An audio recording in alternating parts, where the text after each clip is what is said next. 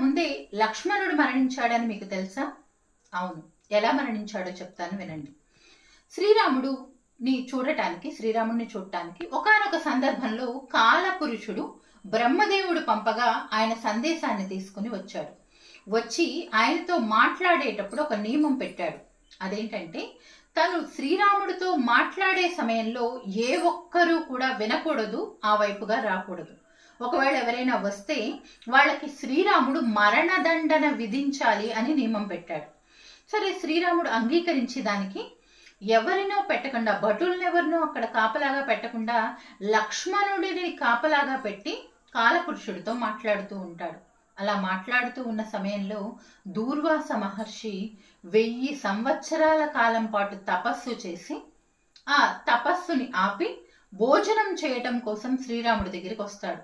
వచ్చి లక్ష్మణుడిని తొందర పెడతాడు. నాకు శ్రీరాముడు దర్శనం ఇప్పించు, సూర్యాస్తమయం అయిపోతే నా వ్రతం పోతుంది, ఒకవేళ నువ్వు గనక దర్శనం ఇప్పించకపోతే నిన్ను, శ్రీరాముణ్ణి, యావత్ రఘువంశాన్ని నేను శపించేస్తాను అని చెప్పి చెబుతాడు దుర్వాస మహర్షి.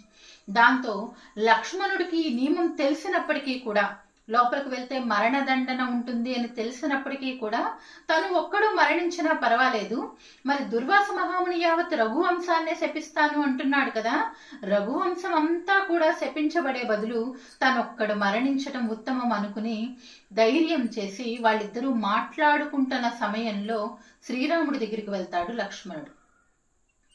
ఆయన చెప్పినట్లుగా మరణదండన విధించమని చెప్పి కాలపురుషుడు వెళ్ళిపోయాడు.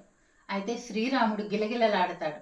లక్ష్మణుడికి తనకి ప్రాణంతో సమానమైన వాడికి ఎలా మరణదండన విధించాలి అని గిలగిలలాడుతూ ఉంటే, ఆయన కులగురువైనటువంటి వశిష్ఠ మహర్షి దేశ బహిష్కరణ కూడా మరణదండనతో సమానమని చెప్పి సలహా ఇస్తాడు.